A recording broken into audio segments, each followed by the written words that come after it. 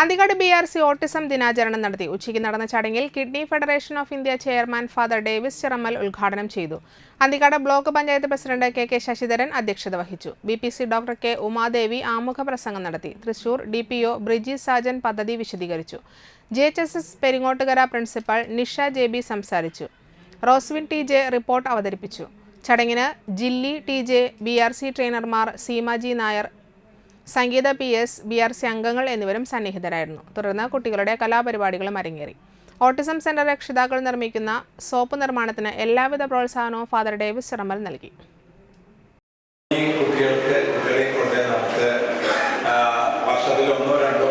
ഇവർക്ക് ഇങ്ങനത്തെ സന്തോഷങ്ങൾ മാത്രമേ കൊടുക്കാൻ പറ്റുള്ളൂ. ആ പാരന്റ്സും മക്കളും കൂടെ ഇവിടെ പോയി വന്നില്ലേ, അല്ലെ എത്ര ഉണ്ടാവും? 18 ഈ 18 BRCയിൽ നമുക്ക് ഇങ്ങനെ ചെറിയ ഗ്രൂപ്പുകളെ 49 പേരുടെ വാഹനത്തിൽ കൊണ്ടുപോയി നമുക്ക് പിക്നിക്ക് കൊണ്ടുപോയവരെ കൊണ്ടുവരാം. അതൊക്കെ നമുക്ക് അവർക്ക് കൊടുക്കാൻ പറ്റാം. അതൊരു കാര്യം.